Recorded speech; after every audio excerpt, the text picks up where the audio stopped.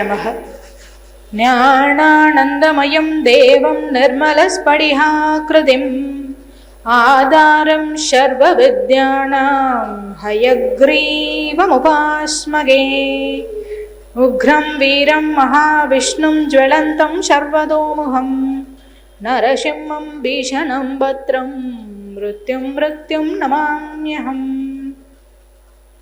ஸ்ரீயப்பதியான எம்பெருமானுடைய பரம கிருபையினாலையும் ஆச்சாரனுடைய அருள்னாலையும் குருநாதருடைய கடாட்சத்தினாலையும் எம்பெருமான் மலையப்பனுடைய ஆசையினாலையும் திருமலா திருப்பதி தேவஸ்தானம் ஆழ்வார் திவ்ய பிரபந்த செயல் திட்டத்தின் வாயிலாக மார்கழி மாதம் என்று சொல்லக்கூடிய தனுர் மாதத்தில் ஆண்டாளினுடைய திருப்பாவையை ஒவ்வொரு நாளும் ஒவ்வொரு பாசுரம் வீதமாக அனுபவிக்க வேண்டும் என்பது எம்பெருமானுடைய நியமனமும் ஆச்சாரியனுடைய நியமனமும். அப்படி இந்த வருடம் 2வது வருடமாக நம்முடைய சன்னதியில ரொம்ப அழகா நடந்துருக்கு. அப்படிப்பட்ட இந்த திருப்பாவை உற்சவத்துல, ஏன்னா உற்சவம்னு தான் சொல்லணும், ஏன்னா ஏன் உற்சவம்னு சொல்றோம், இல்லை திருப்பாவை தானே, இதுக்கே இவ்வளோ இது அப்படின்னு சொன்னா, இந்த திருப்பாவை இருக்கிறதுனால தான் இன்னைக்கு இங்க நம்ம இருக்கோம். இல்லைன்னா வீட்டில் ஏதாவது ஒரு சீரியல் பார்த்துக்கிட்டு ஃபோனை உட்காந்து பார்த்துட்டு ரீல்ஸ் பார்த்துக்கிட்டு வாட்ஸ்அப்பில் ஏதாவது வாய்ஸ் மெசேஜ் அது இதுன்னு பண்ணிட்டு ஏதாவது பண்ணிட்டு இருப்போம். அப்போ இந்த திருப்பாவைன்னு ஒன்று இருக்கிறதுனால தான் நாம் இங்கே இருக்கோம்.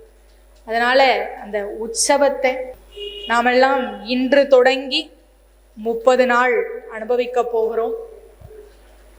இந்த திருப்பாவைக்கு அவ்வளவு ஏற்றம். ஒவ்வொரு வருஷமும் இதே திருப்பாவை தான், இதே பாசுரம் தான்.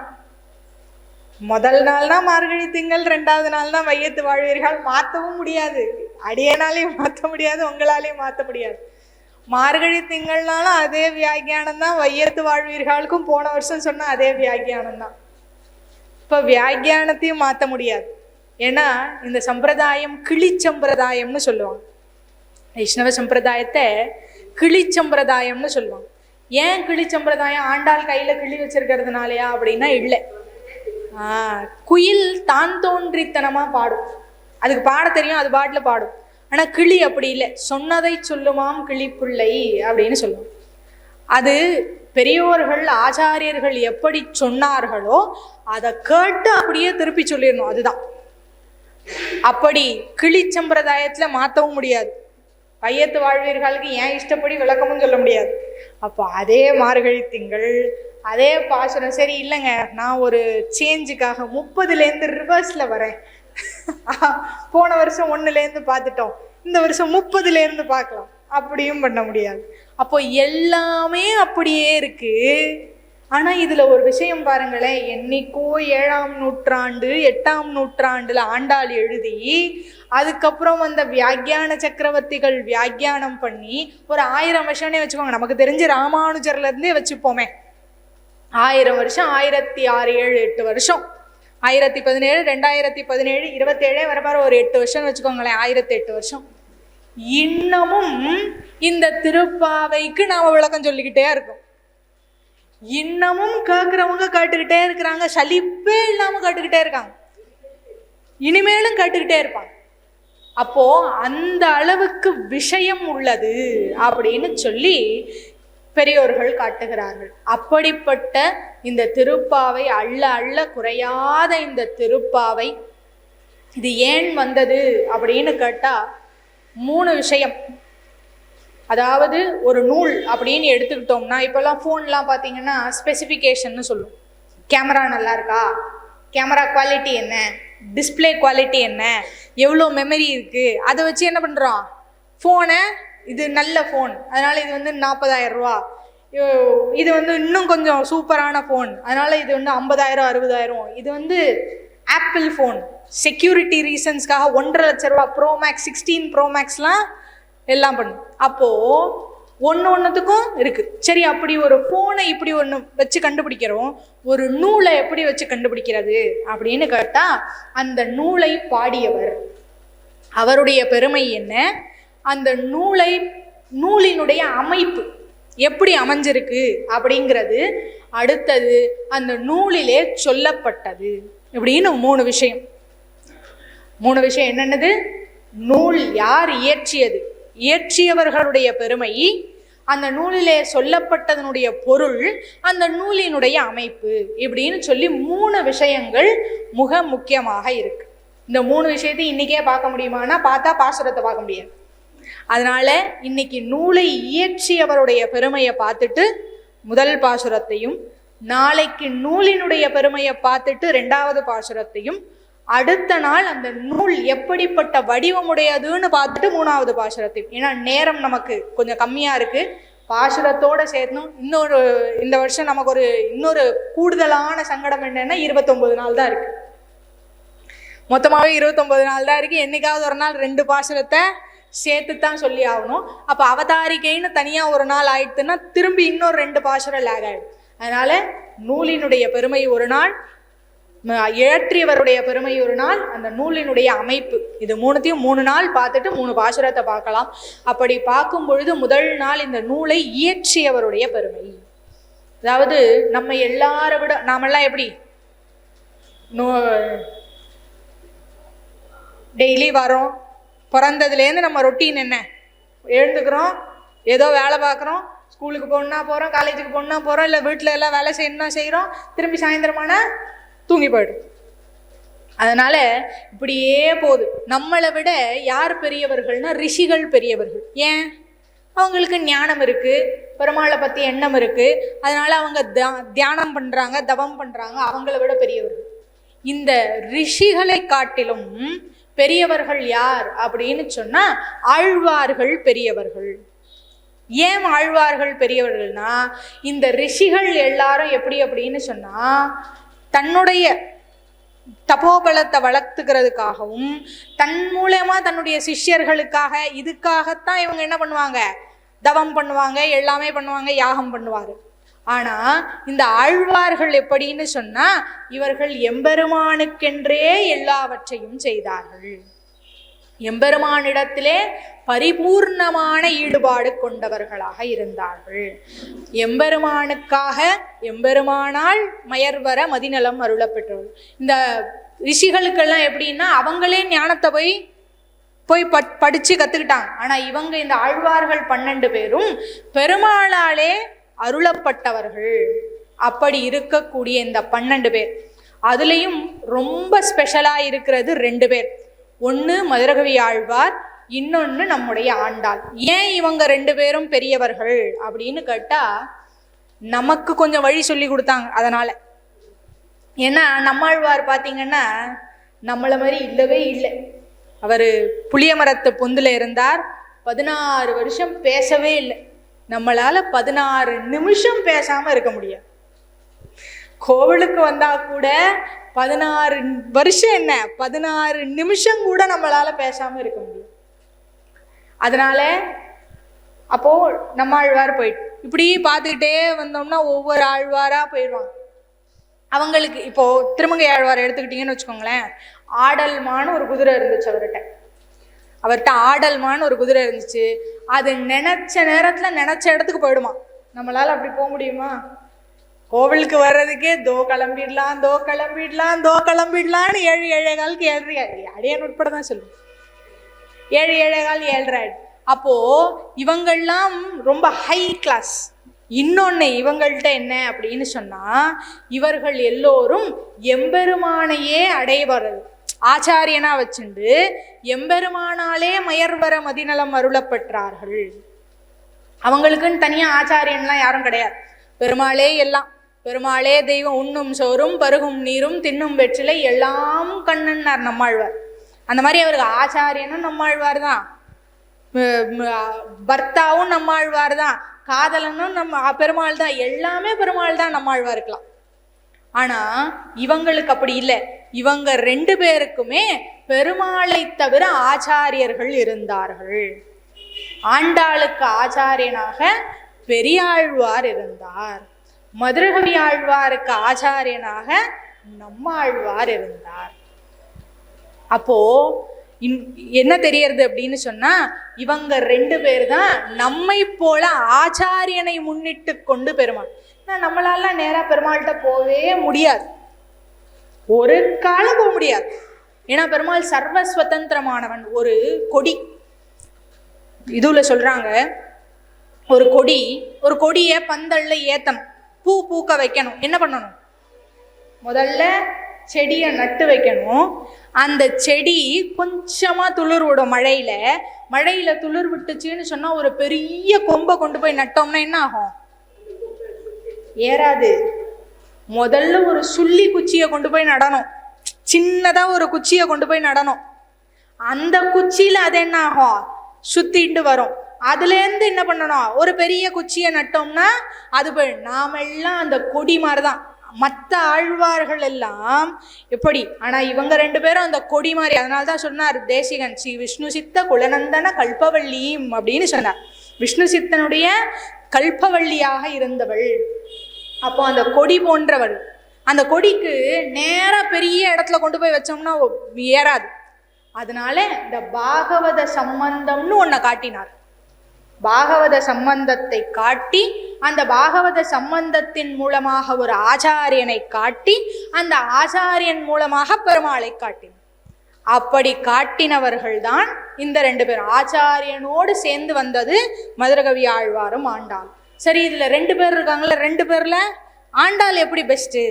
எங்களுக்கெல்லாம் ஒரு ஒரு ஒரு நல் வாய்ப்பு என்னன்னா, நீங்க ராமநவமிக்கு கூப்பிட்டீங்கன்னா ராமரை மாதிரி சூப்பரான ஆள் யாரும் இல்லை அப்படின்னு சொல்லிட்டு போயிடுவோம். நீங்க கிருஷ்ண ஜெயந்திக்கு எங்களை கூப்பிட்டீங்கன்னா கிருஷ்ணரை மாதிரி ஒரு ஆள் இல்லவே இல்லைன்னு சொல்லிட்டு போயிடுவோம். 2மே பொய் இல்லை, 2மே உண்மைதான். அப்போ இது ஆண்டாள். அப்போ மதுரகவி ஆழ்வாரை விட ஆண்டாள் எப்படி ஒசத்தி அப்படின்னு கேட்டா, எந்த இடத்திலும் மதுரகவி ஆழ்வாருடைய பாசுரத்துல பாகவதர்களை நேராக காட்டவில்லை. ஆனால் ஒரு பாகவதர்களை முன்னிட்டு கொண்டு பெருமாளை காட்டினது, ஆச்சாரியன் அடைஞ்சு காட்டினது ஆண்டாள் தான். அதனால்தான் 10 பாசுரங்கள் யாரை எழுப்புறதுக்காக வச்சா? தோழிமார்களை, பாகவதர்களை எழுப்புவதற்காக 10 பாசுரங்கள் 6வது பாசுரத்திலே இருந்து 15வது பாசுரம் வரைக்கும் வைச்சார். அப்படி ஒரு முறையான சரணாகதியை நமக்கு காட்டுறது யாரு? ஆண்டாள் தான்.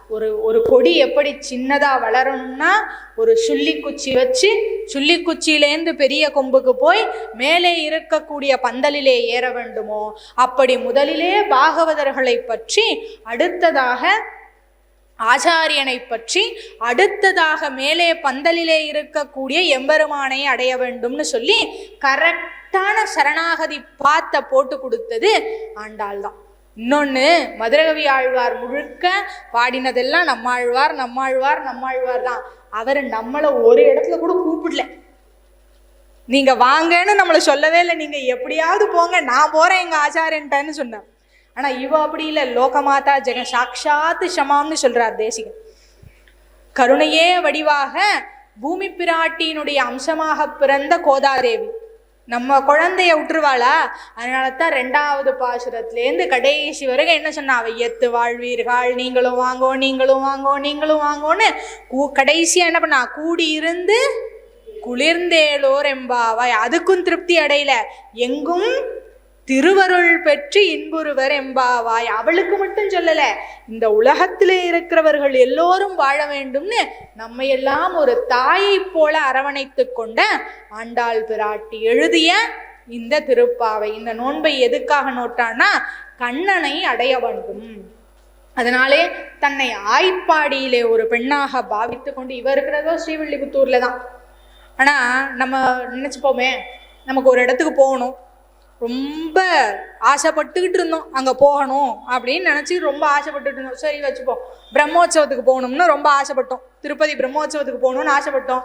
ஏதோ ஒரு வழியில் முடியல. அப்போ என்ன பண்ணுவோம்? வீட்டில் ஏதாவது சமைச்சிக்கிட்டே இருக்கும்போது கூட இந்நேரம் பெருமாள் புறப்பாடு இருப்பார், நான் அங்கே இருந்திருந்தேன்னா இந்த கேலரியில் உட்காந்து பார்த்துருப்பேன், பெருமாளுக்கு இங்கே ஹாரத்தி கொடுத்துருப்போம், பெருமாள் எந்த மாட வீதியில் வராருன்னு சொல்லி எட்டி எட்டி எட்டி எட்டி பார்த்துருந்துருப்போம். அப்போ நினப்பெல்லாம் எங்கே இருக்கும்? அங்கேயே இருக்கும். அந்த மாதிரி இவளுக்கு கண்ணனோட இருக்கணும் கண்ணனோட இருக்கணும் கண்ணனோட இருக்கணுங்கிற அந்த நினப்புல இவளும் ஆயர்பாடி பெண்ணாக தன்னை பாவித்து கொண்டு அந்த ஆயர்பாடி பெண்கள் எல்லாம் கண்ணனை அடைவதற்காக நோற்ற காத்தியாயனி நோன்பை தானும் நோற்க வேண்டுமாய் பார்த்தித்து கொண்டு என்ன பண்ணா, இந்த மார்கழி மாசம் முதல் நாளிலே இருந்து நோன்பு இருக்க ஆரம்பிக்கிறாள். அந்த நோன்பு இருந்தவங்க கூட பாட்டு எழுதல. முதல்ல இதுல ஆயர்பாடியில இருந்தாங்கல்ல அந்த பெண்கள்லாம் ஒன்றும் பாசுரம்லாம் எழுதுன மாதிரி தெரியல. ஆனா இவன் நோன்பு இருக்கிறதா நினைச்சுக்கிறா. அவ உட்காந்து என்ன பண்றா? பாசுரங்களை எழுதுகிறாள். அப்படி தொடங்கி 30 நாட்கள் மார்கழி திங்கள்லேருந்து ஆரம்பிச்சு வங்கக்கடல் கடைந்த வரைக்கும் 30 பாசுரங்கள், ஒரு நாளும் ஒவ்வொரு பாசுரம் வீதமாக இந்த ஆண்டாளுடைய திருப்பாவை அனுபவிக்க போகிறோம். அதுல முதல் பாசுரம் மார்கழி திங்கள்னு சொல்லக்கூடிய இந்த பாசுரம். முதல்ல பாசுரத்தை பார்த்துட்டு அடுத்தது பதபதார்த்த உரைகளை பார்த்து. மார்கழி திங்கள் மதி நிறைந்த நன்னாளாள் நீராட போதுவீர் போதுமினோ நேரிழையீர் சீர்மல்கும் ஆய்ப்பாடி செல்வச் சிறுமீர்கள் கூர்வேல் கொடுந்தொழிலன் நந்தகோபன் குமரன்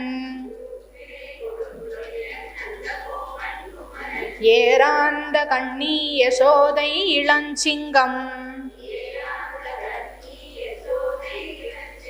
கார்மேனி செங்கண் கதிர் மதியம் பொல்முகத்தான் நாராயணனே நமக்கே பறை தருவான் பாரோர் புகழப் படிந்தேளோர் எம்பாவாய் என்று சொல்லி மார்கழி திங்கள் மதி நிறைந்த நன்னாளா அப்படின்னு சொல்லு. மார்கழி அப்படின்னு அந்த விரதத்தை ஆரம்பிக்கிறதுக்கு அவளுக்கு ஒரு காரணமா இருந்தது இந்த மார்கழி மாசம். அதனால அந்த மார்கழி அப்படின்னு சொல்லி முதல்ல அந்த மார்கழி மாசத்தை சொல்லி ஆரம்பிக்கிறான். மார்கழி திங்கள். ஏன்னா அந்த மார்கழி மாசம் இல்லைன்னா இந்த நோன்பையே அவளால் ஆரம்பிச்சிருக்க முடியாது. இந்த நோன்பு என்பது மார்கழி மாதம் பௌர்ணமியில ஆரம்பித்து தை மாதம் பௌர்ணமி வரைக்கும் இந்த நோன்பை நோற்க வேண்டும். அதுதான் அந்த நோன்பினுடைய ஆரம்ப காலமும் முடிவும். அப்போ இந்த நோன்பை அவள் நோற்பதற்கு காரணமாக இருந்தது எது? இன்றைய நாள். அந்த நாள் வரலைன்னா அவளால் என்ன பண்ணியிருக்க முடியாது? நோன்பை நோற்றிருக்க முடியாது. எப்போ சொல்லுவோம்ல, இன்னைக்கு நாளுக்காகத்தான் காத்துக்கிட்டு இருக்கோம். நம்ம வீட்டில் கூட ஏதாவது ஒரு விசேஷம் வச்சுட்டோம் அப்படின்னு சொன்னால் இன்னும் 2 நாள் இருக்குது, இன்னும் 3 நாள் இருக்குது, வேலையெல்லாம் செஞ்சு முடிச்சிடணும், இன்னும் 2 நாளில் மார்கழி பிறந்து இப்போ பொங்கல் வந்துடுதுன்னா அப்படி தான் ஆகிடும். பார்த்திங்கன்னா முதல்ல எல்லாம் நல்லா அழகாக வந்துடுவோம், ஒன்றும் பிரச்சனை இருக்காது.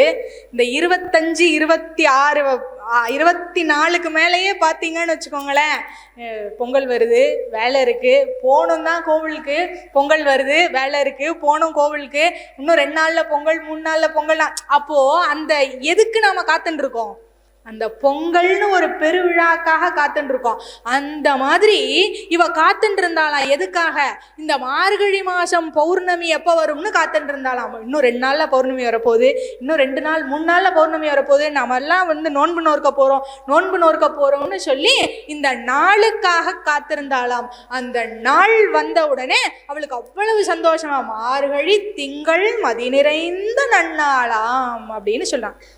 இந்த மதி நிறைந்த பௌர்ணமி நாளிலே அந்த விரதத்தை ஆரம்பிக்கிறார். மார்கழி திங்கள், அந்த திங்கள்னா மாசம் அப்படின்னு சொல்றோம். அந்த மார்கழி மாசம் பௌர்ணமி திதியில அந்த விரதத்தை ஆரம்பிக்கிறாள் அப்படின்னு சொல்றாங்க. இன்னொன்று, இந்த மார்கழி மாசத்துக்கு அவ்வளவு ஏற்றம். மாசானாம் மார்கசீரிஷக அப்படின்னு சொன்னான் கண்ணனே. மாதங்களில் நான் மார்கழியாக இருக்கிறேன். எந்த மாதம் வேலை நடக்குதோ இல்லையோ, ரேடியோ போதோ இல்லையோ கோவிலில், அது என்ன சினிமா பாட்டாக இருந்தாலும் மார்கழி மாதம் 5 மணிக்கு எழுந்து பாட்டை போட்டுவிட்டு, அந்த மாதம் பார்த்தீங்கன்னா வீட்டில் 7 மணிக்கு எழுந்து கோலம் போடுறவங்க கூட, எப்பா மார்கழி மாதம் இன்னைக்கு சீக்கிரமாக எழுந்து எதையாவது ஒரு கோலத்தை கழுத்த சீக்கிரம் போடுவோம் அப்படின்னு சொல்லி வேக வேகமாக எழுந்து கோலம் போடுவோம். ஏன் போடுறோம்? மார்கழி மாதங்கிறதுனால போடுறோம். அப்படிப்பட்ட அந்த மார்கழி திங்கள் மதி நிறைந்த நன்னாளாம். அவள் நோன்பிருக்க ஆரம்பித்த நாள் ஒரு பௌர்ணமி நிறைந்த நாளிலே அவள் நோன்பிருக்க ஆரம்பிக்கிறாள். என்ன பண்ண போறோம் அப்படின்னு கேட்டா, இது ஊராருக்காக சொல்றது. இவளுக்கு என்ன, இவங்க எல்லாருக்கும் கண்ணனை அடையணும், அவ்வளவுதான். போய் அந்த ஊர்ல இருக்கிறவங்க கிட்ட எல்லாம் போய் நாங்க நோன்பு நோர்க்க போகிறோம் அப்படின்னு கேட்டா, சரி நோன்பு இருங்க. எதுக்கு இருக்க போறீங்கன்னு கேட்பாங்கல்ல. எதுக்குமா விரதம் இருக்கேன், எதுக்கு அப்படின்னா கண்ணனை அடையணும்னு விரதம் இருக்கேன் அப்படின்னு சொன்னா யார் வீட்லயாவது விடுவாங்களா? விட மாட்டாங்க. அப்போ இவங்க என்ன சொன்னாங்கன்னா, கண்ணனை அடைகிறதுக்காக விரதம் இருக்கோம்னு சொன்னா விட மாட்டாங்கன்னு சொல்லி, நாங்கள் மழை வேண்டி நிற்கோம் அப்படின்னு சொல்லி சொன்னாங்க. அப்போ நீராட போதுவீர் போதுமினோ நேரிடையீர் அப்படின்னு சொல்லி அந்த பெண்களை எல்லாம் நீராட்டத்திற்கு அழைக்கிறார்கள். நீராடுறதுனா என்னங்க, லக்ஸ் அவங்கவுங்க வீட்டில் அவங்கவுங்க என்னென்ன சோப்பு யூஸ் பண்ணுறோமோ அந்த சோப்பு பாடி வாஷ்லாம் கொண்டு வந்து எல்லாரும் விடுதா அப்படின்னா இல்லை. இப்போ நாம் இருக்கோம் பார்த்தீங்களா, இதுதான் நீராட்டம். ஒரு இடத்துல கூடி அந்த எம்பெருமானுடைய விஷயங்களை எல்லாம் பேசி, அதுதான் ஆழ்வார் சொன்னார், நான் என்ன பண்ணணும் தெரியுமா, ஸ்ரீரங்கத்துக்கு போகணும். ஸ்ரீரங்கத்துக்கு போய் அங்கே அடியார் கூட்டம், நல்ல வைகுண்ட ஏகாதசியில் ஜெய ஜெய ஜெய ஜெய ஜெய ஜெயன்னு கூட்டம் இருக்கும். அந்த அடியார் கூட்டத்துக்கு நடுவில் நான் போய் நின்று, இந்த பெருமாள் தெரியுமா எவ்வளவு கருணை உள்ளவன் தெரியுமா இந்த பெருமாள், அந்த யானை கூப்பிட்டுச்சின்னு ஓடினா, திரௌபதி கூப்பிட்டுச்சின்னு ஓடினா, பஞ்சபாண்டவர்களுக்காக ஓடினா, ஒரு துருவன் ஒரு சின்ன குழந்தை கூப்பிட்டுச்சின்னு ஓடினா, பிரகல்லாதனை காப்பாத்துறதுக்காக ஓடினா, என்னை இத்தனை வருஷம் இந்த பெருமாள் காப்பாத்தின்னு இருக்கான் எல்லா விஷயத்தில இருந்தும்னு சொல்லி அந்த அடியார்கள் ஒவ்வொருத்தரும் அந்த பெருமாளுடைய மகிமைகளை எல்லாம் பேசி பேசி பேசி கண்ணுல இருந்து தண்ணி வரணுமா. உபன்யாசம் கேட்டு தண்ணி வரக்கூடாது, மனசுல இருந்து அந்த அந்த பெருமாளுடைய அந்த விஷயங்களை எல்லாம் கேட்டு புலங்காங்கிதம் அடைஞ்சு, யோ எவ்வளவு கருணை உள்ளவனா இருக்கான் இந்த பெருமாள், நமக்கு நமக்கு எவ்வளவு கருணை பண்ணியிருக்கான் இந்த பெருமாள்னு சொல்லி அந்த அடியார் கூட்டத்தில் இருக்கிறவர்கள் எல்லாம் பேசணும். அவங்க கண்லேருந்து தாரதாரையா தண்ணீர் வரணும். அந்த தண்ணீர் ஆறா பெருக்கெடுத்து அந்த கீழே ஸ்ரீரங்கத்தில் இருக்கிற மண் இருக்கு பார்த்தீங்களா, அந்த மண்ணில் அந்த தண்ணி போய் சேராகணுமா. சேராகி அந்த சேத்தை எடுத்து என் சென்னியில் வைத்துக் கொள்வேன் ஆழ்வார். அப்படி இருக்கணும் அந்த அனுபவம். நமக்கு நம்ம பிரச்சனையை நினைச்சாதான் கண்ணுல இருந்து தண்ணி, பெருமாளை பத்தி நினைச்சா கண்ணுல இருந்து தண்ணி வருதோ இல்லையோ, நம்ம பிரச்சனையை நினைச்சா நிக்காம கண்ணுல இருந்து தண்ணி வருது. ஆனா அந்த நீராட்டம்ங்கிறது எப்படி இருக்கணும்னா, அந்த எம்பெருமான் எவ்வளவு கருணை உள்ளவனா இருக்கிறான். அவனுக்கு என்ன சார் தலையெழுத்து, ஒரு மகாபலிகிட்ட போய் பிச்சை எடுக்கணும்னு? அவனுக்கு என்ன தலையெழுத்து, யானை கூப்பிட்டா ஓடி வரணும்னு? அவன் அழகா ஜாலியா இருக்கலாம், அவனுக்கு ஒன்றும் தலையெழுத்தே கிடையாது. ஆனா நமக்காக வர்றான். நமக்கா இந்த ஆண்டால இங்க வர வச்சது யாரு? பெருமாள் தான். நீ யார்? ஆழ்வார்கள் எல்லாம் போனாங்க, நான் போனேன். போன 10 அவதாரம் விட்ட மீனோட ஆமை கேழல் அறிகுறலாய் முன்னுமிராமனாய் தானாய் பின்னுமிராமனாய் தாமோதரனாய் கற்கியுமானான்னு எடுத்தேன் நானு. ஒருத்தனும் என் பேச்சு கேட்கல. 700 ஸ்லோகம் சொன்னேன். படிக்கிறாங்களே கண்டி, கேட்க மாட்டேங்கிறாங்க. கேட்டானே அர்ஜுன, அவனாவது சரணாகதி பண்ணானா? பண்ணல, மறந்துட்டான். அப்புறம் பின்னாடி திரும்பி போய் ஒரு மினி கீதை திரும்பி சொன்னார் பெருமாள். அப்போ எல்லாம் பண்ணியும் வீணா போயிட்டு, அப்போதான் ஆழ்வார்கள் அனுப்புகிறார். ஆழ்வார்கள் எல்லாம் ஒவ்வொரு தன்னுடைய அம்சமா அனுப்ப, தன்னுடைய பிராட்டிமார்லேருந்து யாராவது ஒருத்தரை போகணும்னு சொல்லி ஸ்ரீதேவியை திரும்பி பார்க்க, சுவாமி ராமாவதாரத்துல நீங்கப்பட்ட கஷ்டம், நான் பட்ட கஷ்டம் எனக்கு போதும், இதுக்கு மேல நான் வரமாட்டேன்னு சொல்லி அவ விட்டுட்டான். இந்த பக்கம் பூமாதேவியை திரும்பி பார்க்க, தாசன் தான் கிளம்பி போறேன் அப்படின்னு சொல்லி அவ கிளம்பி வந்து அப்போ இந்த ஆண்டாள கொடுத்தது இந்த பெருமாள். இப்படி இந்த எம்பெருமானுடைய விஷயங்களை எல்லாம் பேசி பேசி பேசி கண்ணுலேருந்து தாரையா தண்ணி வந்து அனுபவிக்கிறோம் பாருங்க. இந்த அனுபவத்துக்கு பேர் தான் நீராட்டம். நீராட்டம்னா உடனே ஏதோ சோப்பு போட்டு குளிச்சு நம்ம வீட்டிலேருந்து பாடி வாஷ் எல்லாம் கொண்டு வந்து ஸ்க்ரப் எல்லாம் போட்டு குளிக்கிறது இல்லை நீராட்டம். இப்படி பண்ணோம்னா உடம்பு சுத்தமாகிறது இல்லை, ஆத்மா சுத்தமாகும். அந்த எம்பெருமானை பத்தி பேச பேச பேச ஆத்மா சுத்தமாகும். ஏன்னா இப்போ இதே திருப்பாவை தான் எல்லாம் கேட்குறோம், போன வருஷம் கேட்குறோம், இந்த வருஷம் கேட்குறோம். ஏன் கேட்கணும்? திரும்ப திரும்ப திரும்ப கேட்க கேட்க கேட்கத்தான் கொஞ்சமாவது நமக்கு இதுல ஈடுபாடு வரும். ஒரு வாட்டி கேட்டுட்டு விட்டுட்டோம்னு வச்சுக்கோங்களேன், வரவே வராது அந்த ஈடுபாடு. ஏதோ கேட்டோம் போனோம் வந்தோம் அவ்வளோதான் ஆயிடுச்சு. திரும்ப திரும்ப திரும்ப ஏறினாத்தான் அது வரும். அதனால அந்த மாதிரி நீராட போதுவீர் போதுமினோ நீரிழையீர் அப்படின்னு சொல்லி அந்த பெண்களை எல்லாம் நீராட்டத்திற்கு அழைக்கிறார்கள். அப்படி எங்க இருக்கிற பெண்களை அழைக்கிறான்னா, சீர்மல்கும் ஆய்ப்பாடி செல்வச் சிறுமீர்கள் அப்படின்னு. செல்வச் சிறுமீர்கள், அவ்வளவு பணம் இருக்கா அவங்ககிட்ட, அவ்வளவு செல்வம் இருக்கா அவங்ககிட்ட. எல்லாரும் பெரிய பிஸ்னஸ் ஓனர்ஸா, பிஸ்னஸ் மேக்னெட்ஸா அப்படின்னா எல்லாம் மாடு மேய்க்கிறாங்க. யாரும் பெரிய பிஸ்னஸ் மேக்னெட்ஸ் எல்லாம் கிடையாது அந்த ஊர்ல. எல்லாம் மாடு மேய்க்கிறாங்க, மாடு கண்ணுகள் பின்னாடி போறாங்க. ஆனா என்ன தெரியுமா பெரிய விஷயம்? அந்த மாடு கண்ணுகள் பின்னாடி போறாங்க, ஆனா அவங்க வெறும் மாடு கண்ணுகள் பின்னாடி போல, மாடு கண்ணுகள் பின்னாடி போற கண்ணன் பின்னாடி போறாங்க. அவங்க வெறும் மாடு பின்னாடி போல, மாட்டும் பின்னாடி ஒருத்தன் போறான். அவன் யார் தெரியுமா? உலகம் யாவையும் தாமுள வாக்களும் நிலை வெறுத்தலும் நீக்களும் நீங்களா அழகிலா விளையாட்டுடையவனாக இருக்கிறான் எம்பெருமான்.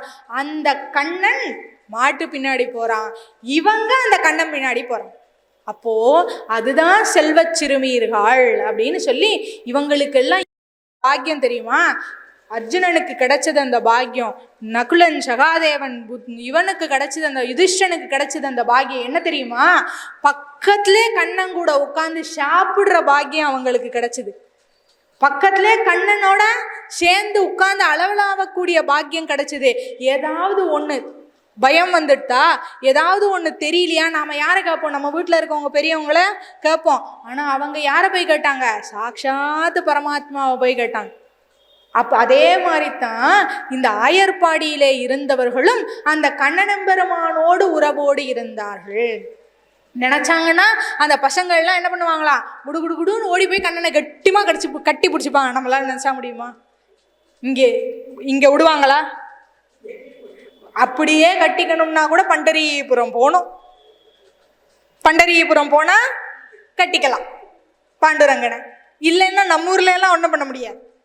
அப்போ நினைச்சு பாருங்க, குடுகுடுன்னு ஓடி போய் கண்ணனை கட்டிப்பாங்களாம். அப்படி கண்ணன் உட்காந்து சாப்பிட்டு தண்ணீராயிரம் பிள்ளைகளோட மாடு ஓட்டின்னு போறானா, கண்ணனோட சாப்பாட்டை இவங்கெல்லாம் எடுத்து சாப்பிடுவாங்களாம். இவங்க சாப்பாட்டை கண்ணன் எடுத்து சாப்பிடுவானா. பிரசாதத்தை மூக்க மூடிண்டு செய்யணும். நாம இது எப்படி செய்யணும்? பிரசாதத்தை மூக்க மூடி கட்டிண்டு மாஸ்க் போட்டுக்கிட்டு செய்யணும். ஏன்னா அந்த வாசனை கூட போயிடக்கூடாது அப்படின்னு செய்யணும். அதுதான் முறை. பிரசாதத்தை கண்ணாலே பார்க்கக்கூடாது. சமர்ப்பிக்கிற வரைக்கும் தலிகை ஏற்றி இறக்கி ரைட்டு, அதுக்கப்புறம் மூடி உள்ள கொண்டு போய் வச்சு ஐயர் அதுக்கான விஷயங்கள்லாம் பண்ணி பெருமாளுக்கு நைவேத்தியம் பண்ணி வெளியில கொண்டு வந்து வச்சதுக்கப்புறம் தான் கை வைக்கணும். ஆனா அவங்க அப்படி இல்லை. என்ன பண்ணாங்க? பெருமாள் இப்படி ஒரு கை குவளை சாப்பிட்டுட்டு இருப்பான். டே கிச்சா பையா கொடுறா எனக்கு கொஞ்சம் அப்படின்னு அந்த குவளையிலேருந்து எடுத்து சாப்பிட்டான். ஆழ்வார் சொன்னார், போனகம் செய்த சேடம் தருவரல் புனிதம் என்றோன்னார். அதாவது ஒரு பாகவதர் சாப்பிட்டார்னா அந்த சாப்பாட்டு மிச்சத்தை கொடுத்தா அது பெரிய புனிதமா. ஒரு பரம பாகவதர்கள் இப்பயும் சபைகள்ல நடக்கிறது உண்டு. யாருக்காவது ஏதாவது வேண்டுதல் இருக்கு அப்படின்னு சொன்னா அவர்கள் பாகவத சேஷத்துவம், அதாவது சாப்பிட்றதுக்கு முன்னாடி ஒரே ஒரு பருக்கை மட்டும் எடுத்து வாயில போட்டுன்ட்டு அவங்க என்ன பண்ணுவாங்க, அவங்களுடைய இலையில இருக்கிறத கொஞ்சமா எடுத்து அவங்களுக்கு கொடுத்து அதை சேஷத்துவத்தை சாப்பிடக்கூடிய வழக்கம் இப்பயும் இருக்குது. ஏன்னா ஆழ்வார் சொன்னார், போனகம் செய்த சேடம் தருவரல் புனிதம் என்றோன்னு. அப்போ இது பாகவதர்கள். ஆனா அவங்க சாப்பிட்டது என்ன தெரியுமா? பெருமாள் மிச்சம் வச்சதை சாப்பிட்டு.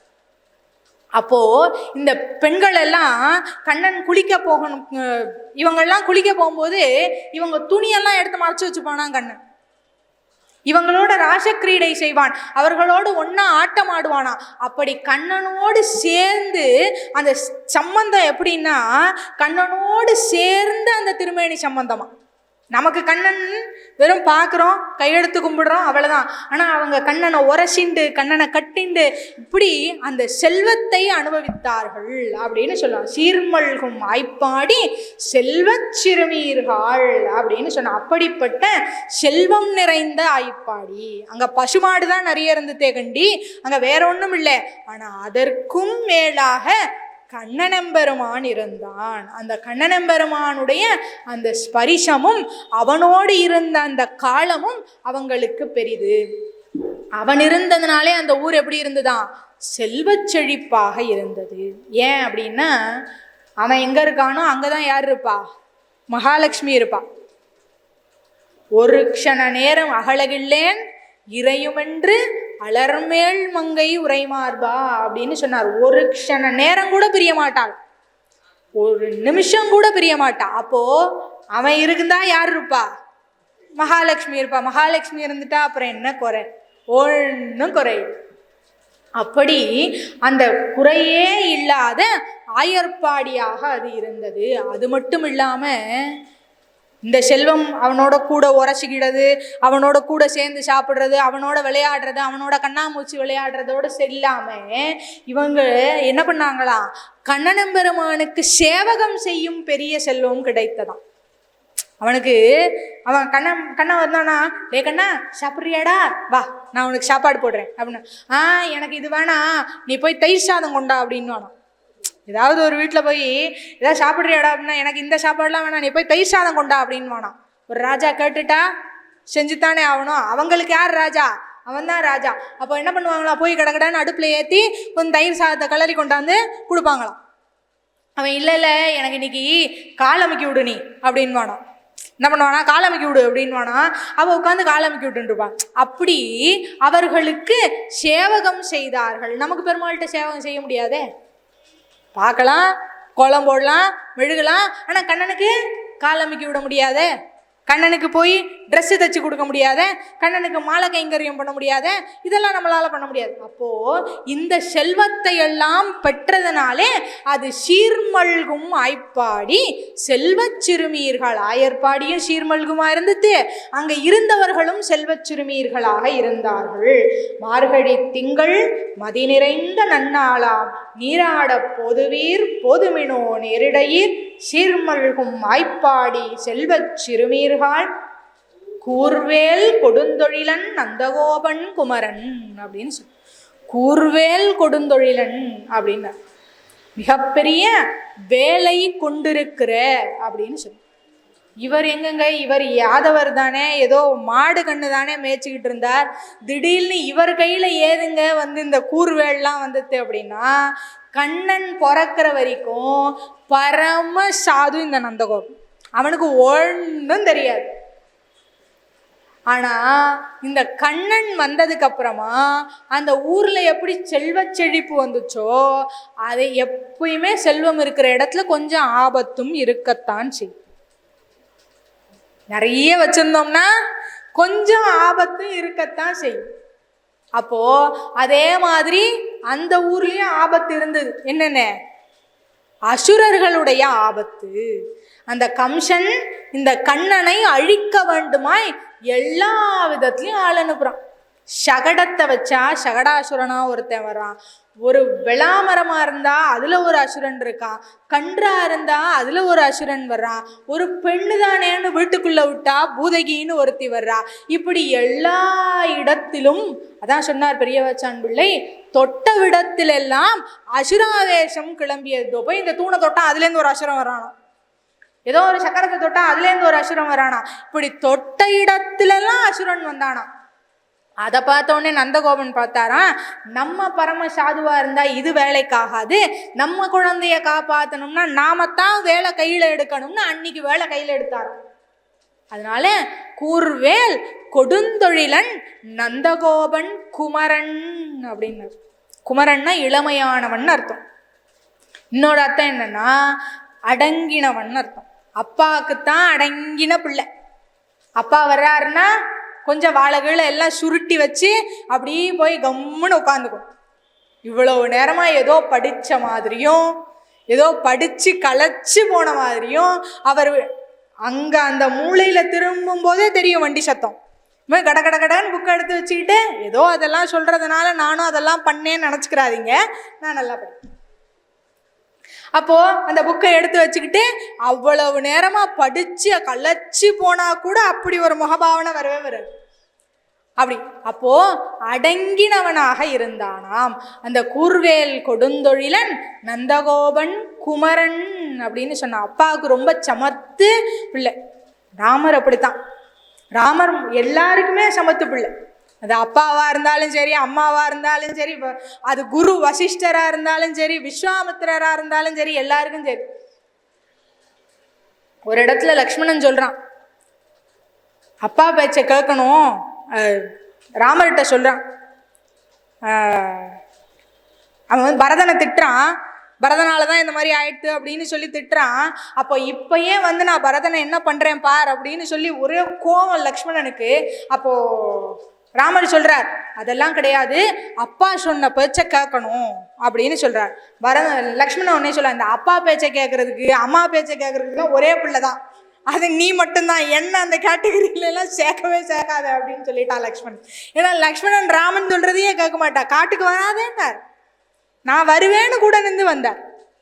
அப்போ அதான் சொல்றாரு, அடங்கினவனாக இருந்தான். ஏன்னா தசரதன் சொல்லுவானா, வா போகு வா போகுன்னு கூப்பிடுவாரான்.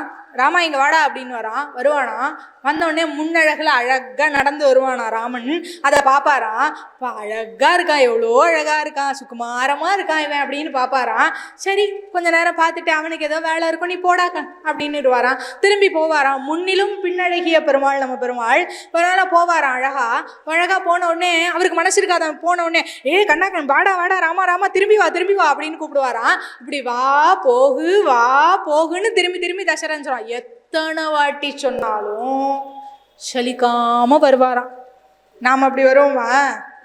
2 வாட்டி 3வது வாட்டி என்னதான் உனக்கு பிரச்சனை, இப்ப சும்மா வா போன்ட்டு கிடக்குறேன், சும்மா வயசான காலத்துல உட்கார முடியாம இது வேற ஒண்ணு அப்படி. அந்த மாதிரி இவன் எப்படி இருந்தானா, கூர்வேல் கொடுந்தொழிலன் நந்தகோபன் குமரன் அப்படி அடங்கினவன் போல இருந்தானா. ஆனா அப்படியே ஆப்போசிட் ஒருத்திக்கு. யாருக்கு? ஏறார்ந்த கண்ணி யசோதை இளஞ்சிங்கம். சிங்கம் கூட இல்லை, வயசான சிங்கம் கிடையாது, இளஞ்சிங்கம் அப்படின்னு சொன்னான். யாருக்கு? ஏறார்ந்த கண்ணி யசோதை இளம் சிங்கம். ஏறார்ந்த கண்ணி, அவ கண்ணு கருப்பா இருக்குமா. எப்படா அந்த கருப்பு வந்துட்டு அவ கண்ணுக்கு அப்படின்னா, இந்த கருப்பா இருக்கிற கண்ணனை பார்த்து பார்த்து பார்த்து பார்த்து அவ கண்ணுல கருப்பு ஏறிட்டான். அது அப்படி கிடையாது. என்னன்னா இப்போ சொல்லணும்னா, இவன் வந்தனால அவளுக்கு தூக்கமே இல்லை.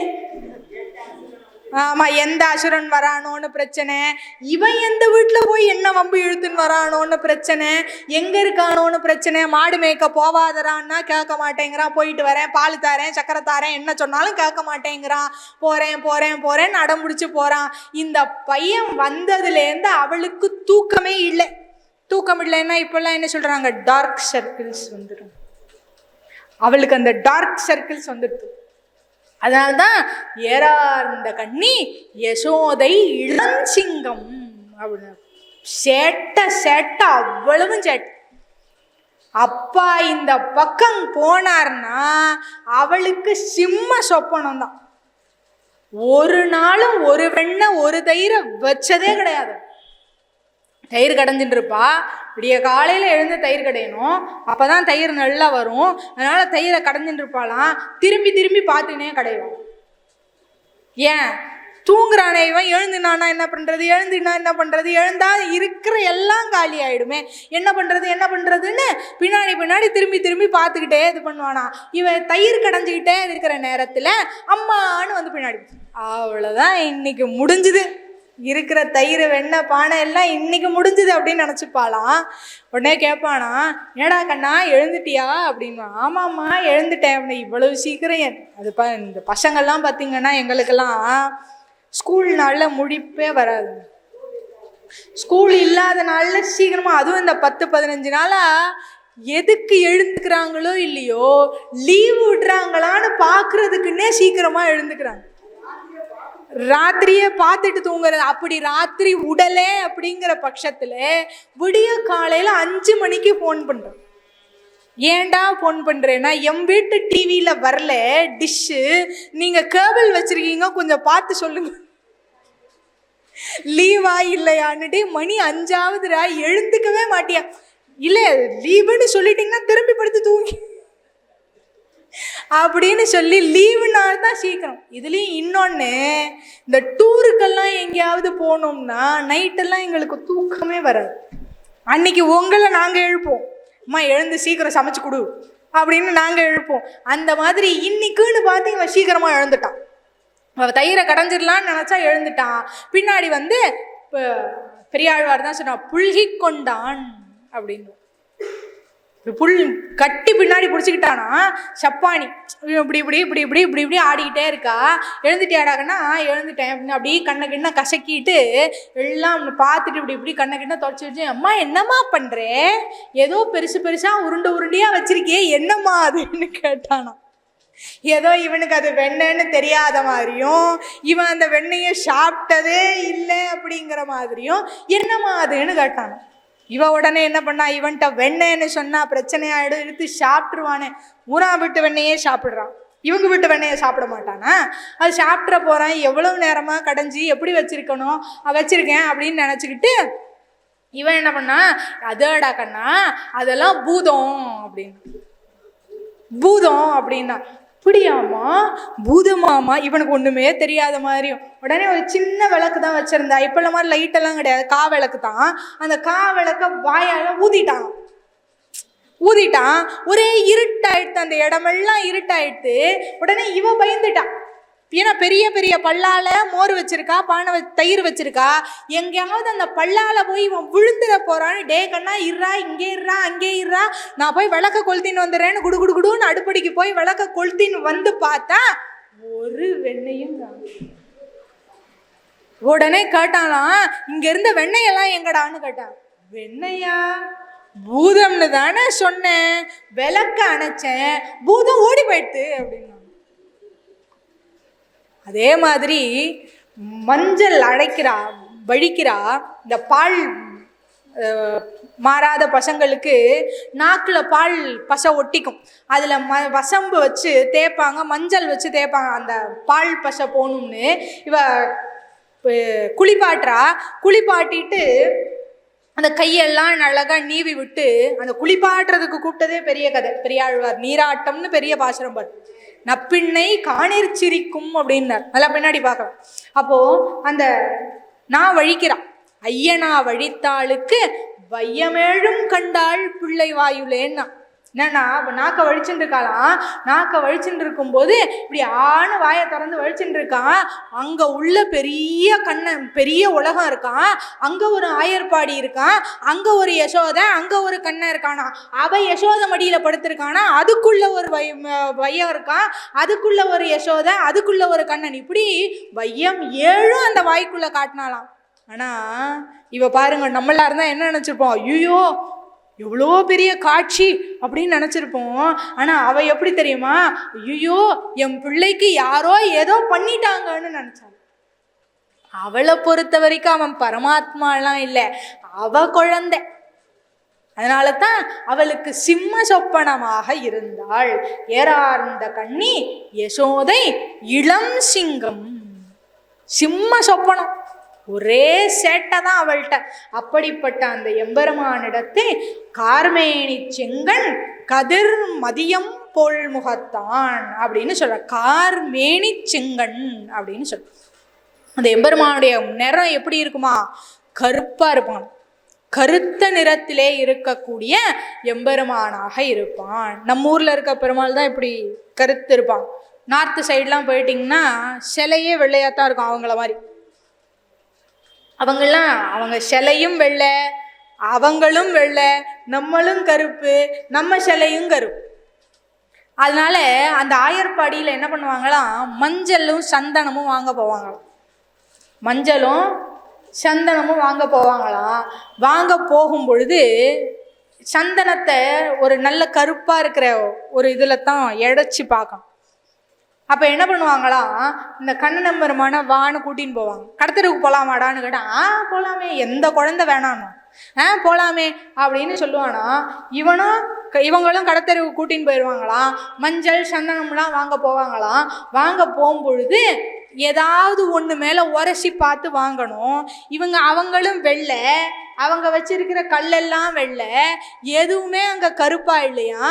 உடனே இந்த பெருமாளை குப்பரை போட்டு குனிய சொல்லி இந்த கண்ணனுடைய முதுகுல மஞ்சளை இழைச்சி பார்ப்பாங்களாம் அந்த ஆயர்பாடி பெண்கள்.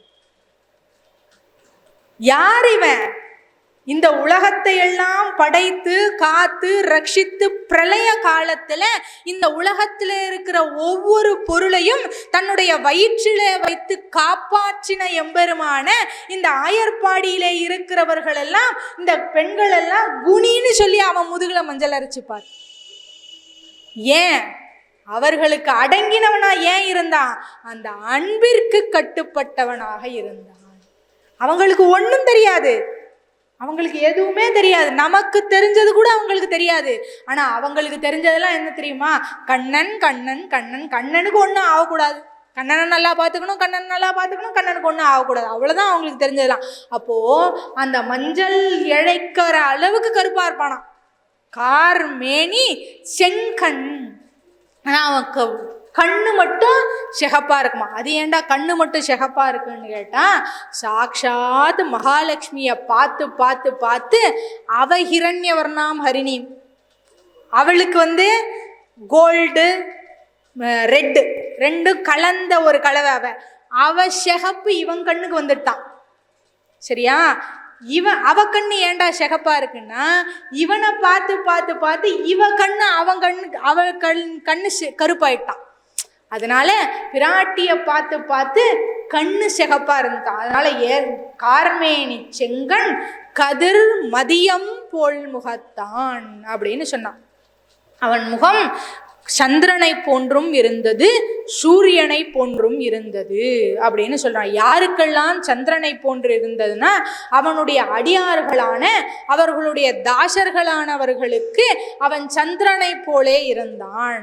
அவனுடைய எதிரிகளுக்கு அவன் சூரியனை போலே காட்சியளித்தான் அப்படின்னு சொல்றான். சரி, எல்லாரும் பெருமாளுக்கு ஒன்று தானே, பெருமாளோட குழந்தைகள் தானே எல்லாரும். அது தப்பு பண்ணவனா இருந்தாலும் சரி, நல்லது பண்ணவனா இருந்தாலும் சரி, எல்லாமே ஒரு பெருமாளுடைய குழந்தை தானே.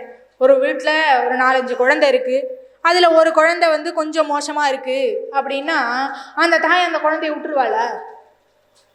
விடமாட்டா. எப்படியாவது அவனையும் சேர்த்து கூட்டின்னு வரணும்னு தான் பாப்பா. ஆனால் அது அப்படி இருக்கும்போது இந்த சாதாரணமாக ஒரு 50 வருஷம் 60 வருஷம் தாய் தந்தையாக இருக்கும்போதே அவங்களுக்கே இந்த எண்ணம் இருக்குது அப்படின்னு சொன்னால், எல்லா காலத்திலும் அவன்தான் தாயும் தந்தையுமாக இருப்பவன். அவனுக்கு எல்லா குழந்தையும் ஒன்று தானே. அப்போ யார் அவனுக்கு எதிரி? இப்போ நீங்கள் தான் சொன்னீங்க கொஞ்ச நேரத்துக்கு முன்னாடி, அவனுடைய அடியார்களுக்கு அவன் சந்திரனை போல இருப்பான், அவனுடைய எதிரிகளுக்கு அவன் சூரியனை போல இருப்பான். பெருமாளுக்கு எல்லாமே குழந்தைகள் தான். அவனுக்குன்னு வேண்டிய குழந்தை வேண்டாத குழந்தைன்னு எதுவுமே கிடையாது. அப்ப யாரிடத்துல சூரியனா இருப்பான்னு கேட்டா, தன் அடியார்கள் இருக்காங்க இல்லையா, அவனுக்கு யாராவது எதிரிகள் இருந்தாங்கன்னா அவங்களிடத்துல அவன் சூரியனை போல இருப்பான். அதனால தான் என்ன பண்ணணும்னா, பெருமாள் பக்கத்துல போய் நின்றுக்கணும். பெருமாளுக்கு நாம் அடியாராகிட்டோம்னா நம்முடைய பிரச்சனைகளோ நம்மை எதிர்ப்பவர்கள் நேரடியாக நம்மை எதிர்ப்பதாவே கிடையாது. அவங்க யாரோட டீல் பண்ண வேண்டியது இருக்கு? பெருமாளோட டீல் பண்ண வேண்டியது. நம்மளோட அவங்களுக்கு பிரச்சனை இல்லை. யாரோட அவங்க பிரச்சனை? பெருமாளோட அவங்களுக்கு பிரச்சனை. ஏன்னா நாம பெருமாள் பக்கத்துல. அப்போ தன் அடியார்களுக்கு யார் எதிரிகளாக இருக்கிறார்களோ, துரியோதனனும் அத்தை பையன்தான், அர்ஜுனனும் அத்தை பையன்தான். ஆனா அர்ஜுனனை காப்பாத்தினா துரியோதனனை விட்டுட்டான். ஏன்? துரியோதன அர்ஜுனனுக்கு கெட்டது பண்ணா அர்ஜுனன் கண்ணன்கிட்ட சரணாகதி, கண்ணன் பக்கத்துல இருந்தான். அப்போ அர்ஜுனனுக்காக துரியோதனனை அவன் அழித்தான். அப்போ தர்மத்தோடு எம்பெருமான் பக்கலிலே இருந்தால் அந்த தர்மத்தை யார் மீறுகிறார்களோ, அந்த தர்மத்தை யார் கடைபிடிக்கிறார்களோ அவர்களுக்கு துன்பம் விளைவிக்கக்கூடிய, அதனால்தான் சொல்லுவாங்க தர்மோ தர்மதி ரக்ஷிதக அப்படின்னு சொல்லுவாங்க. தர்மம், யார் ஒருவர் தர்மத்தை காப்பாற்றுகிறார்களோ அவர்களை தர்மம் காப்பாற்றும்னு சொன்னோம். நாம தர்மத்தை காப்பாத்தினா நம்மளை தர்மம் காப்பாத்துமா? அது எப்படி காப்பாத்தும் அப்படின்னா, நாம தர்மம் பண்ணினா நாம யார் பக்கத்துல இருப்போம்? பெருமாள் பக்கத்துல இருப்போம். நமக்கு யாராவது அதர்மம் பண்ணினா யார் நம்மளை காப்பாத்துவா? பெருமாள் நம்மளை காப்பாத்துவா. நம்மளை காப்பாத்தணும்னா யாரை அழிக்கணும்? பெருமாள். அதர்மம் பண்றவங்களை அழிக்கணும். அப்போ நாம தர்மம் பண்ணினதுனால நம்மை காப்பாற்ற வேண்டிய பொறுப்பு யாருக்கு போய்விடுகிறது? எம்பெருமானுக்கு போய்விடுகிறது. அதனால தன் அடியார்களை யாரெல்லாம் நிந்திக்கிறார்களோ, தன் அடியார்களை யாரெல்லாம் சோதிக்கிறார்களோ, தன் அடியார்களை யாரெல்லாம் இழிவுபடுத்துகிறார்களோ அவர்களை எம்பெருமான் தண்டிக்கிறான். அதனால கதிர் மதியம் போல்முகத்தான் அப்படின்னு சொல்றான்.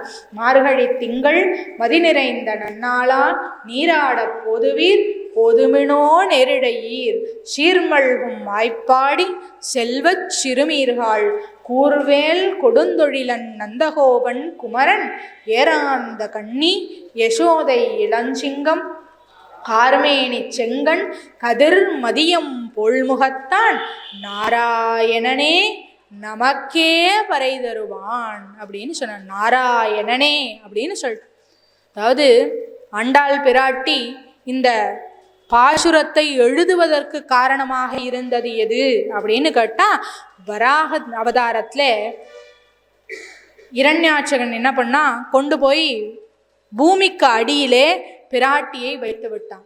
தண்ணியில கொண்டு போய் வச்சுட்டா.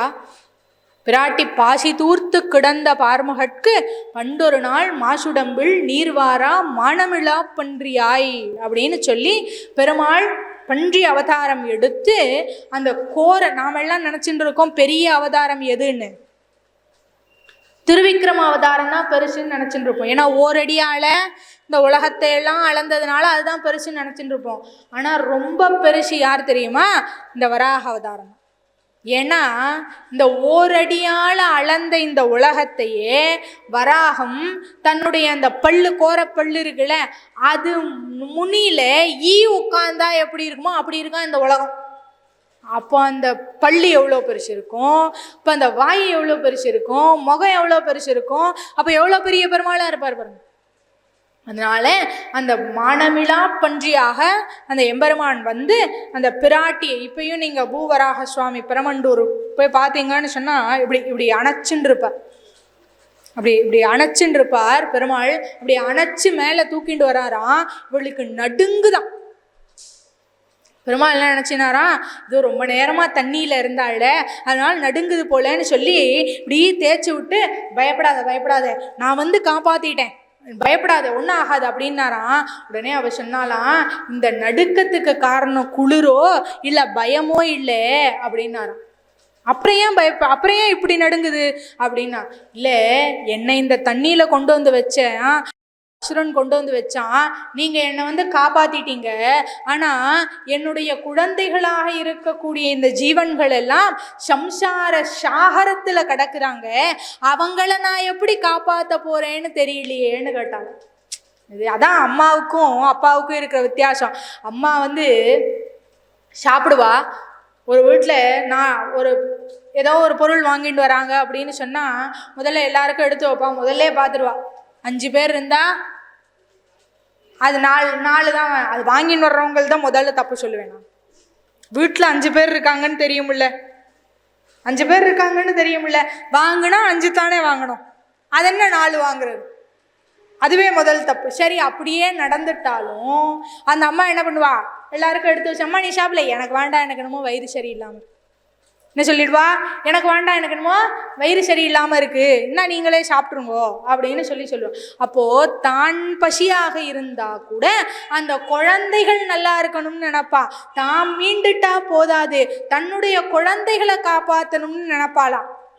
அப்படி அந்த குழந்தைய யார் காப்பாற்ற போறா? நான் வந்துட்டேன் இந்த கடல்லேருந்து மேலே, என் குழந்தைகள்லாம் சம்சார சாகரத்தில் கிடந்து தவிக்குதே தாயே தந்தை என்றும் தாரமே கிளை மக்கள் என்றும் இந்த நோயே பட்டொழிந்தேன்னு சொல்லி கிடக்குதே என்னுடைய குழந்தைகள்லாம், அந்த குழந்தைகளை யார் எப்படி காப்பாற்ற போறா, என்ன பண்றதுன்னு சொன்னாராம்.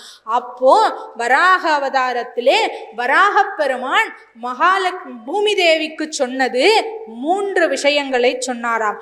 யார் ஒருவன் அவனுடைய மனசு வாக்கு புத்தி எல்லாம் சரியாக இருக்கும் பொழுது, நல்லா கேட்டுக்கோங்க, யார் ஒருத்தனுக்கு அவனுடைய மனசு வாக்கு புத்தின்னு எல்லாம் சரியாக இருக்கும் பொழுது ஒரு மலரை கொண்டு வந்து, ஒரே ஒரு மலரையாவது கொண்டு வந்து என்னுடைய திருவடியிலே வைத்துவிட்டு அவனுடைய 2 கையும் கூப்பி, என்னது 2 கையும் கூப்பி, எம்பெருமானே நாராயணா உன்னை அன்றி எனக்கு வேறு துணை இல்லை அப்படின்னு யார் ஒருத்தன் சொல்கிறானோ அவனை அவனுடைய மரண காலத்திலே நான் ரட்சிக்கிறேன்னு சொல்றேன். ஏன்னா நம்முடைய சாஸ்திரங்கள் எல்லாம் சொல்லுது, மரண தருவாயிலே நீ எதை நினைக்கிறாயோ அதுவாகவே அடுத்த ஜென்மத்தில் பிறக்கிறாய். அந்திம ஸ்மிருதி, அதனால தான் ஜடபரதர்னு ஒரு ரிஷி அவர்கிட்ட ஒரு மான் வந்தது. கடைசி காலத்தில் ஒரு மான் இருந்துச்சு, அவருடைய ஆசிரமத்திலே சுற்றி வந்தது. அவர்கிட்ட இருக்கிறத ஏதோ போடுவார், அங்கேயே இருந்தது. அவருக்கு கடைசி காலம் வந்துட்டு, கடைசி காலம் வந்து உயிர் பிரிய போகிற அந்த தருவாயில நினைச்சாராம், பெரிய ரிஷி ஆனால் பகவானை நினைக்கல. என்ன நினைச்சாராம், ஐயோ இந்த மானை இதுக்கு மேலே யார் காப்பாற்றுவான்னு தெரியலையேன்னு நினைச்சாராம். அடுத்த ஜென்மத்தில் மானாவே பிறந்து. அப்போ இந்த சாஸ்திரம் என்ன சொல்லுதுன்னா, கடைசியாக நீ எதை நினைக்கிறாயோ அதுவாகவே பிறக்க கடவுதுன்னு சொல்றார். அப்போ கடைசியா நாம பகவானை நினைச்சா நமக்கு பிறவி கிடையாது. நினைக்க முடியுமா? நல்லா இருக்கும்போதே முடியல. நல்ல ஃபேனு, நல்ல சேரு, நல்ல நினப்பு எல்லாம் போட்டு மைக்கெல்லாம் போட்டு பேசுன்னு சொன்னால் 7:45 ஆகுதா, 8:45 ஆகுதா, 9:45 ஆகுதான் தட்டி தட்டி தட்டி தட்டி பார்த்துட்டு இருக்கேன். நான் என்னதான் சொல்ல, உங்களெல்லாம் சொல்ல. அப்போ பேச்சு இங்க இருக்கு, பாட்டு இங்க இருக்கு, ஆனா நினப்பு எங்க இருக்கு? 8 மணிக்கு வீட்டுக்கு அனுப்பணுமேன்னு இருக்கு. நீங்க மார்கழி திங்கள் தான் கேட்குறீங்க, மது நிறைந்த நன்னாள் தான் கேட்குறீங்க, நாராயணனே நமக்கே பறை தருவான் தான் காதில் விழுது. ஐயர் வீட்டுக்கு போகணுமேன்னு சொல்கிறாரு, தம்பி கேமராவை முடிச்சுட்டு வீட்டுக்கு போகணுன்னு யோசிக்கிறான். நீங்கள் வீட்டில் போய் சட்னி தோசையா இட்லியா என்ன பண்ணணும்னு தெரியலையா, மாவு கூட பிசைஞ்சு வச்சுட்டு வரலையான்னு யோசிக்கிறேன். அப்போது எல்லாம் இங்கத்தான் இருக்கு. இப்பயே நல்லா இருக்கு, காலம் இருக்கு, ஞானம் இருக்கு, எல்லாம் இருக்கு. இப்பயே நமக்கு அந்த நினைவு இல்லை. அப்போ கடைசி காலத்துல கையொரு பக்கம் இழுக்க காலொரு பக்கம் இழுக்க வாயில் இட்ட கஞ்சி வெளியில் வர்ற நேரத்திலயா நினைக்க போறோம்? அதனாலதான் ஆழ்வார் அப்போதைக்கு இப்போதே சொல்லி வைத்தேன் அரங்கமா நகருளானேன். அதுதான் வராக ஸ்லோகத்துல சொன்னது. எவன் ஒருவனுடைய மனசு வாக்கு புத்தி எல்லாம் சரியாக இருக்கும் பொழுது ஒரே ஒரு மலரையாவது கொண்டு வந்து என் திருவடியிலே வைத்துவிட்டு 2 கையும் கூப்பி, எம்பெருமானே நாராயணா உன்னை அன்றி எனக்கு வேறு கதி இல்லை என்று சொல்பவனை அவனுடைய அந்திம காலத்திலே, இப்போ பார்த்தோம்ல கொஞ்ச நேரத்துக்கு முன்னாடி, கடைசியாக என்ன நினைக்கிறோமோ அதுதான் வரும்னு நாம் நினைப்போமா? முடியலை, இப்பயே முடியல, கண்டிப்பாக அப்போ நினைக்க மாட்டோம். அதனால தான் பெருமாள் ஒரு ஆப்ஷன் சொல்கிறாரு. வேதம் சொன்னது என்னன்னா, சாஸ்திரம் சொன்னது என்னன்னா நினச்சிக்கணும்னு சொல்லுச்சு. அதில் ஒரு கிளாஸ், இந்த இதுலாம் எழுதுவாங்க பாருங்க, இந்த லாலாம் எழுதுவாங்க பாருங்க, சட்டம்லாம் எழுதும்போது 1A 1B அப்படின்னு போட்டு எழுதுவாங்க. அப்படி சப் கிளாஸ் எல்லாம் போட்டு எழுதுவாங்க. பெருமாள் அந்த ஒன்று அந்திம ஸ்மிருதின்னு இருக்கு பாருங்க, அதுக்கு பக்கத்துல ஒரு சப் கிளாஸ் போட்டாரு. நினைச்சுக்கணும்னு எழுதியிருக்கு. யார் நினைச்சுக்கணும்னு எழுதல. நீ நினைச்சா என்ன, நினைக்கலனா என்னடா, நான் உன்னை நினைச்சுக்கிறேன் அப்படின்னாரு. நீ நல்லா இருக்கும்போது ஒரு வாட்டி என்ன நினைச்சிட்டேன்னா, இன்னைக்கு நல்லா இல்லாதப்போ கடைசியா நீ நினைச்சுக்கணும்னு அவசியம் இல்லை. ஒரு வாட்டி ஒரு மலரை கொண்டாந்து வச்சு கையை கூப்பி, பெருமாளே நீதான் எனக்கு வேற வழி இல்லை கதி இல்லைன்னு என்கிட்ட சொல்லிட்டேன்னா நீ நினைச்சுக்க வேணாண்டா. கடைசி காலத்துல நான் உன்னை நினைச்சுக்கிறேன். யாரோ ஒருத்தர் நினைக்கணும், அவ்வளவுதானே. நான் உன்னை நினைச்சுக்கிறேன்னு சொல்லி அப்படி நினைத்து கொண்டு நான் அவனை என்னோடு சேர்த்து கொள்கிறேன் வைகுந்தத்திலேன்னு பூமி பிராட்டிக்கு எழுதி கொடுத்தார், சொன்னார். அவதான் ஆண்டாளா வந்து இப்போ இங்கே இத திருப்பாவையில சொல்லிட்டு. அப்போ அவளுக்கு என்னன்னா, இந்த எம்பெருமான் தான் நம்மை காப்பாற்றுவான்னு சொல்லிடணும். நாளைக்கு வையத்து வாழ்வீர்களுக்கு வருவீங்களோ வரமாட்டீங்களோ தெரியாது, 5ஆம் பாசனத்துக்கு வருவீங்களோ வரமாட்டீங்களோ தெரியாது. 10 தோழிமார பின்னாடி எழுப்ப போறோம், அதுல 4 பேருக்கு வந்தா உண்டு, 4 பேருக்கு வரலன்னா உண்டு. கடைசியா 23 24 நப்பின்னையெல்லாம் எழுப்பி போக போக போக போக பொங்கல் வருது பொங்கல் வருது பொங்கல் வருதுன்னு நீங்க வீட்டுல வேலை பார்த்தா சரி, இப்படி வருவாங்களோ வரமாட்டாங்களோ தெரியாது. அதனால என்ன பண்றேன், நானே முதல் பாசுரத்திலே சொல்லிடுறேன், உன்னை காப்பாற்ற போறவன் யார் தெரியுமா, இவன் தான். இவனை தவிர உன்னை யாராலையும் காப்பாற்றவே முடியாது அப்படின்னு நான் முதல் பாசுரத்திலே சொல்லிடுறேன். 2ஆம் நாள் வந்தான்னா அவனுக்கு நல்லது, வரலன்னா அட்லீஸ்ட் பெருமாள் தான் நம்மளை காப்பாற்றுவார்னாவது இருந்துப்போம். அப்போ நாராயணனே, நாராயணன்னு சொல்லல, நாராயணனே அவன் ஒருவனை தவிர நம்மை காப்பாற்றுவதற்கு வேற வழியே கதியே கிடையாது. நம்ம பண்ணியிருக்கிற பாப்பங்கள் அப்படி, அவனை தவிர வேற யாராலையுமே நம்மளை காப்பாற்ற முடியாது. நாராயணனே, அதான் சொல்லுவாங்க ஆண்டாளுக்கு ஏகாரத்திலே ஏற்றம் அப்படின்னு சொல்லுவாங்க.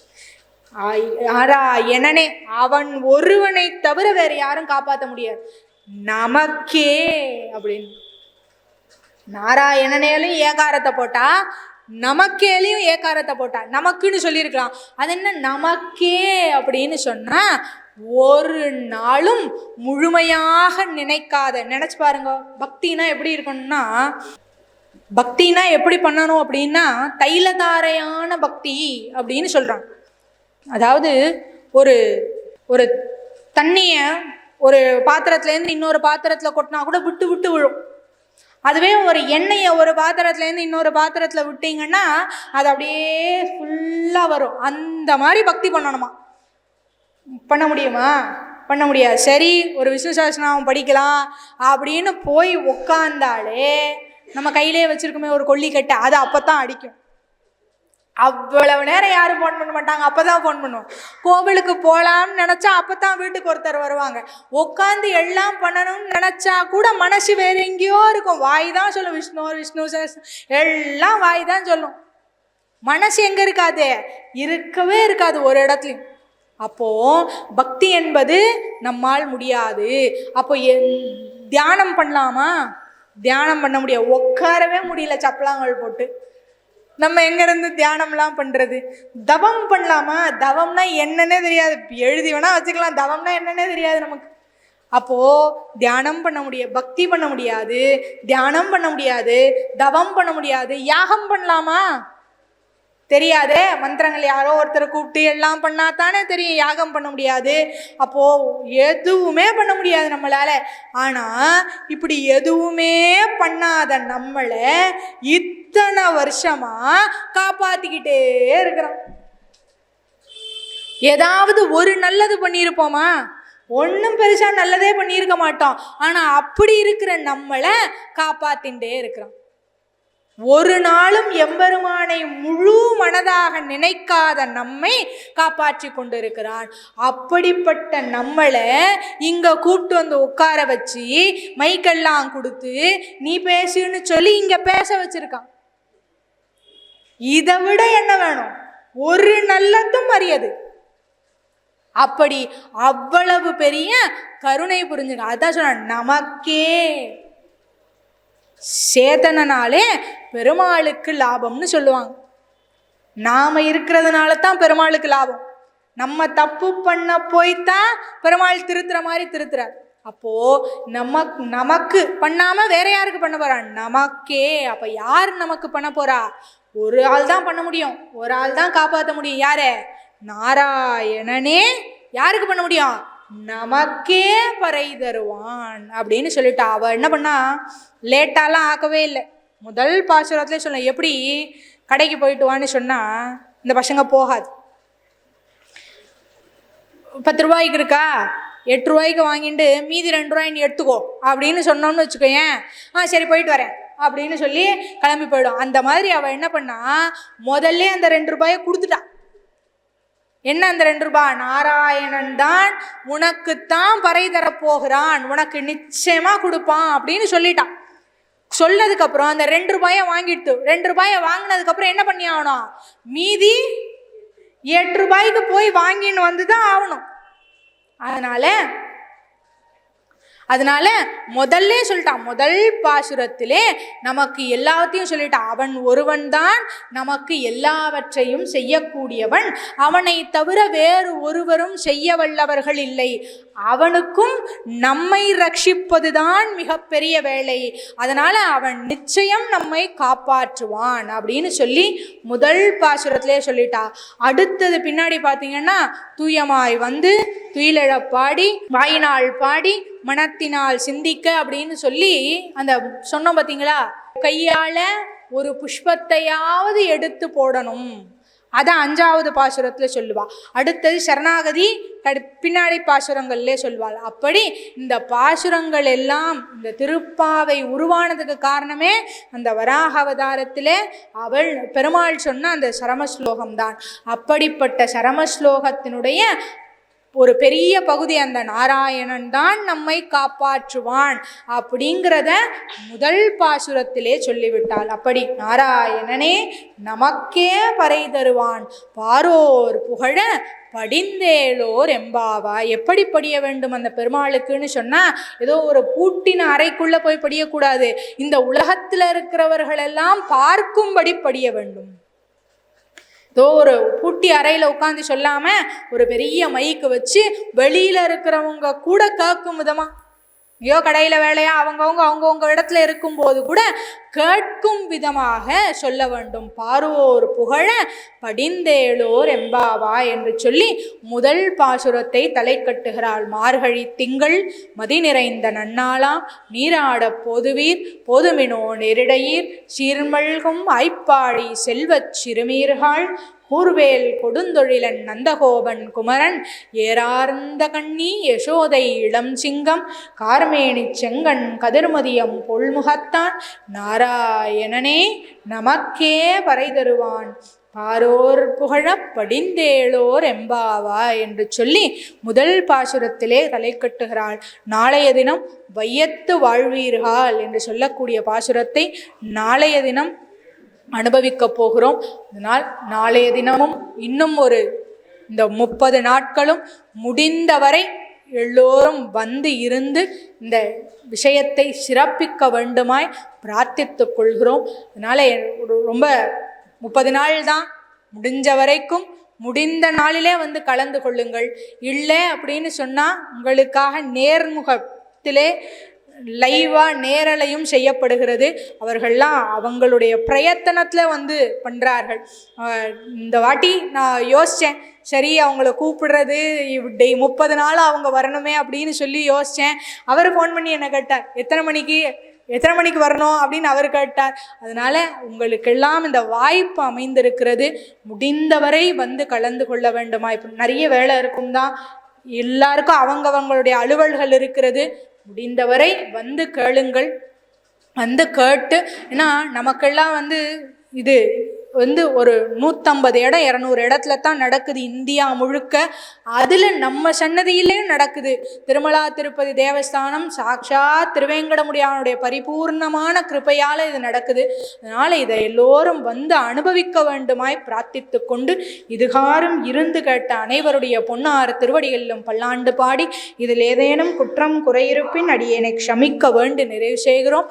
ஸ்ரீ காந்தாய கல்யாண நிதையே நிதயத்தினாம் ஸ்ரீ வெங்கடேச நிவாசாய ஸ்ரீனிவாசாய நமः.